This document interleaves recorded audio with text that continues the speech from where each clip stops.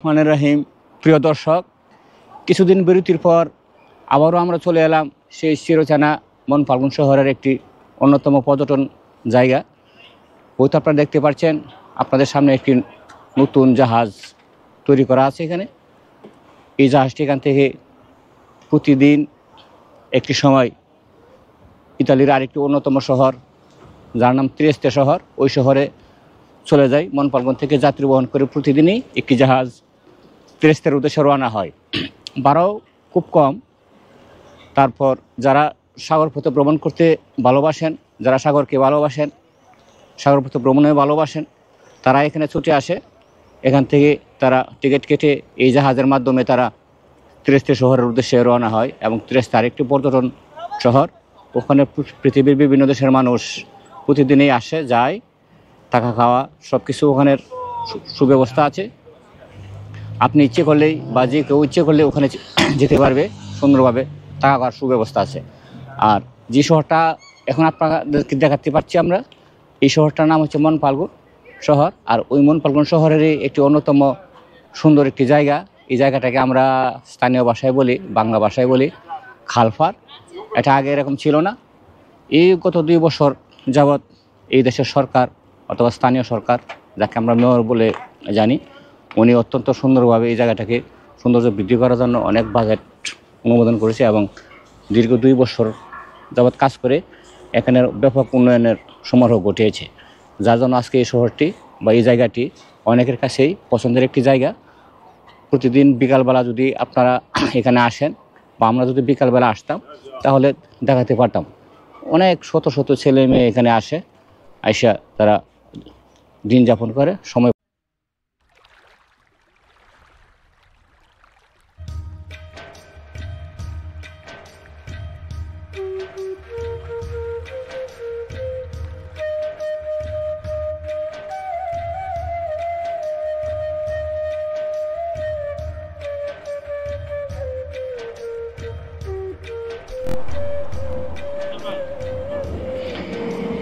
প্রিয় ভিউয়ার্স, চলে এলাম একটি সুন্দর ফুলের বাগানে।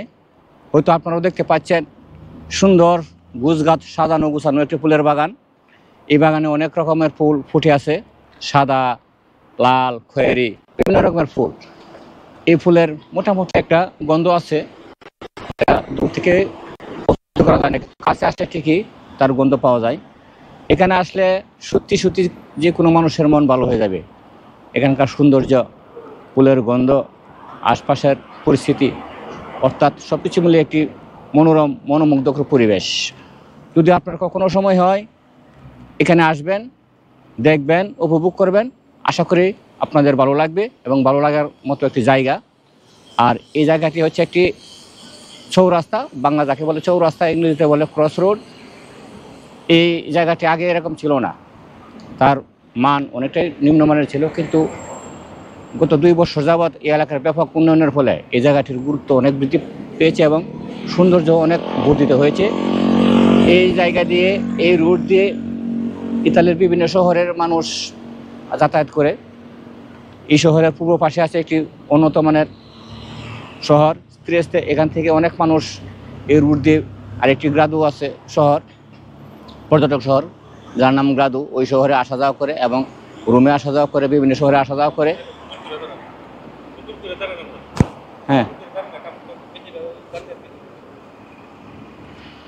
যাতায়াত করে, যার জন্য এই এলাকাটি একটি ব্যস্ত এলাকা। দিনে রাতে প্রতিদিন অনেক গাড়ি আসা যাওয়া করে, আপ ডাউন করে, যার যার গন্তব্যে মানুষ আসা যাওয়া করে। অনেক সময় অনেকে এখানে যাত্রাপথে যাত্রা বিরতি দেয়। জায়গাটি অত্যন্ত সুন্দর। এখানে 10 মিনিট বসে, 5 মিনিট বসে তারা রিল্যাক্স করে আবার যার যার গন্তব্যের উদ্দেশ্যে রওনা হয়। তো এই জায়গাটিকে যদি আমরা একটি ট্যুরিস্ট পয়েন্ট বলে ভুল হবে না, এটি আসলে সত্যিকার অর্থে একটি ট্যুরিস্ট পয়েন্ট। যদি এখানে বিকালবেলা আপনি আসেন বা আমরা যদি বিকালবেলা আসতে পারতাম, তাহলে আপনাদেরকে দেখাতে পারতাম এই জায়গার মানুষের সমাগম। কিন্তু আমরা এখন আসছি পরন্তু দুপুরবেলা বলা যাবে না, 10-11টার মতো বেলা। সূর্যের আলো খুব প্রখর, কিছুটা গরম গরম ভাব, বাতাস বলতে গেলে নাই, কিন্তু পর্যটকের সংখ্যা এখন কম। কিছুক্ষণ পর আবার পর্যটকের সংখ্যা বৃদ্ধি পাবে। এই যে জাহাজ একটি নোঙর করা আছে, কিছুক্ষণ পর যাত্রী নিয়ে এই জাহাজ মনপালগঞ্জ থেকে ত্রিস্তে শহরের উদ্দেশ্যে রওনা দেবে এবং ওখানে গিয়ে তারা বিরতি নেবে, আবার বিকালবেলা চলে আসবে। ত্রিস্তে থেকে যাত্রী নিয়ে আবার ওই রাস্তায় দিয়েই সাগর পথ ধরে মনপালগঞ্জের উদ্দেশ্যে রওনা হবে এবং চলে আসবে। তো এই জায়গাটির বিবরণ দিলে অনেক কিছু দেওয়া যাবে। এই যে আপনারা পানিতে দেখতে পাচ্ছেন নানা রকমের হাঁস, রাজহাঁস, পাতিহাঁস। এই হাঁসগুলো এই পানিতেই থাকে, এখান থেকে তারা খাবার গ্রহণ করে প্রকৃতির নিয়মে, এবং এই হাঁসগুলি মানুষকে ভয় পায় না, মানুষকে তাদের বন্ধু বলেই মনে করে এবং মানুষও তাদেরকে খুব আদর করে। কেউ কোনো ক্ষতি করে না কোনো পাখির। আর এই এলাকার যত সৌন্দর্য আছে, গাছপালা, ফুল টুল, এগুলিতে ধরা যাবে না, কেউ কোনো রকমের ক্ষতি করতে পারবে না। যদি ক্ষতি করে তাহলে তার একটা শাস্তির ব্যবস্থা আছে এই দেশের আইন অনুযায়ী, এবং এখানে প্রচুর আপনার স্বেচ্ছাসেবক আছে যারা এগুলো খেয়াল করে যে কেউ কোনো রকম ক্ষতি সাধন করছে কিনা। তো আশা করি আপনাদের এই জায়গাটি ভালো লাগবে দেখলে। আমরা যতটুকু পারছি চেষ্টা করতেছি এই জায়গার গুণ জ্ঞান সৌন্দর্য তুলে ধরার জন্য এবং আপনাদেরকে দেখানোর জন্য, আপনাদেরকে দেখার সুযোগ করে দেওয়ার জন্য। তো আশা করি আপনারা দেখবেন, আমাদেরকে উৎসাহ দেবেন, লাইক দিবেন, সাবস্ক্রাইব করবেন, যাতে আমরা ভবিষ্যতে আরও অনেক সৌন্দর্য নিয়ে অনেক সুন্দর সুন্দর এলাকার ভিডিও তৈরি করতে পারি এবং আপনাদেরকে দেখার সুযোগ করে দিতে পারি। এবং আপনারা দেখবেন, সেই সুযোগ আমাদেরকে করে দিবেন, আমাদেরকে উৎসাহ দিবেন। তো আজকে এই জায়গার বিবরণ এই পর্যন্তই। অন্য একদিন আবার নতুন বার্তা নিয়ে, নতুন সৌন্দর্য নিয়ে অন্য এলাকায় চলে যাব এবং আপনাদেরকে ভিডিও উপহার দেওয়ার চেষ্টা করব। যেখান থেকে দেখছেন সুন্দর থাকবেন, ভালো থাকবেন, আমাদের জন্য দোয়া করবেন, আমরাও আপনাদের জন্য দোয়া করি। আল্লাহ হাফেজ।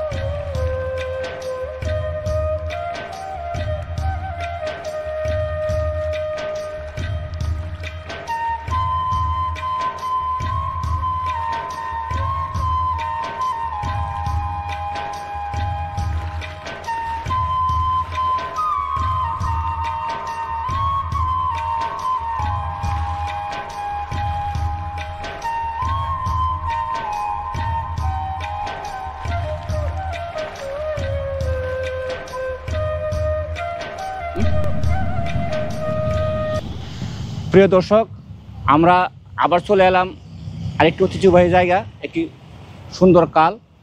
এটি হচ্ছে মনপালগঞ্জ শহরের ভিতর দিয়ে একটি কাল তৈরি করা হয়েছে অত্যন্ত সুপ্রকৃতভাবে, এবং দেখতেই পাচ্ছেন কালটি অত্যন্ত সুন্দর। দুই দিকে প্রোটেকশন ওয়াল বা বেড়া দেওয়া আছে।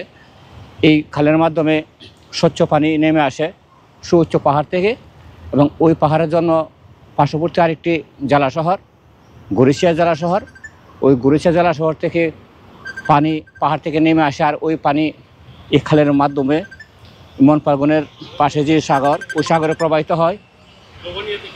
ও স্লোভানিয়া থেকে আসে পানি, স্লোভানিয়া থেকে ইতালির হয়ে এই খালের মাধ্যমে মনপালগঞ্জ শহরের পাশে যে সাগর, ওই সাগরে প্রবাহিত হয় এবং ওইটা ভূমধ্য সাগরে প্রবাহিত হয়।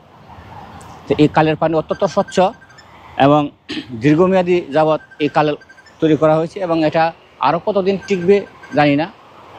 কিছুদিন পর পর আবার এটাকে সংস্কার করা হয়, সুন্দর করা হয়, তার সৌন্দর্য বৃদ্ধি করা হয়। এই খালের মধ্যে অনেক মাছও পাওয়া যায়, অনেক মাছ পাওয়া যায়, দেখতে পাওয়া যায়। এখন হয়তো রৌদ্রের প্রখরে দেখা যাচ্ছে না, সন্ধ্যা নেমে ঘনিয়ে আসলে অনেক মাছ পানির উপরে বেশি আসে এবং এই মাছ এই পানির মাধ্যমে সাগরে চলে যায়। তো এই খালটা আসলে খুব একটা সুন্দর খাল। এখানের আবহাওয়া খুব ঠান্ডা। এর দিকে আশেপাশে দেখতে পাচ্ছেন অনেক গাছপালা, বড় বড় গাছপালা। এই গাছের ছায়ায় এবং পানি থেকে ঠান্ডা উষ্ণতা চলে আসে এবং সেটা স্বাস্থ্যের জন্য খুবই ভালো অনুভব হয়। এবং আমরা যখনই ক্লান্ত হই তখনই মানুষ এখানে চলে আসে এবং এখানে বিশ্রাম করে এবং খুব ভালো অনুভব করে, খুব শান্তি ফিল করে। এই খালটা অনেক দিন থেকে খনন করা হয়েছে। আমরা যতটুকু জানি হয়তো সম্ভবত 20, 50, 70 এমনই হবে, 70 বছর বা তারও বেশি হতে পারে, জানি না, সঠিক তথ্যটা আমাদের কাছে নেই, কারণ আমরা তো আসছি এখানে ওইরকম খুব একটা বেশি দিন হয় নাই, হয়তো 15-16 বছর আমরা এখানে আসি। তো আমরা আসার পর থেকে যেরকম দেখতেছি কাল এখনও ওরকমই আছে, তার সৌন্দর্য নিয়ে সে এখনও বর্তমান আছে এবং সে প্রবাহিত হচ্ছে নতুন পানি, নতুন বিষয় নিয়ে সাগরে প্রবাহিত হচ্ছে পানি। এবং এই পানির সাথে অনেক মাছ, এখন দেখা যাচ্ছে না মাছ, হয়তো সন্ধ্যা গনিয়ে আসলে মাছগুলি উপরে আসে এবং তখন জোয়ার আসে। এখন জোয়ারের পানিতে পানি বৃদ্ধি পায়, তখন আরও ভালো লাগে। এই যে খালের পাড় দিয়ে একটি রাস্তা, প্রশস্ত রাস্তা, এই রাস্তা দিয়ে মানুষ বিভিন্ন শহরে চলে যায়। ত্রেস্তে শহর আছে, পাশে আছে পর্যটন শহর গ্রাদু, স্লোভানিয়া আছে, গরিসিয়া আছে, উদিন, এগুলি হচ্ছে ইতালির বিভিন্ন বড় বড় শহর, নামকরা শহর। এবং এই রাস্তার মধ্য দিয়ে বিভিন্ন মানুষ তাদের কর্মস্থলে যায়, তারা যাতায়াত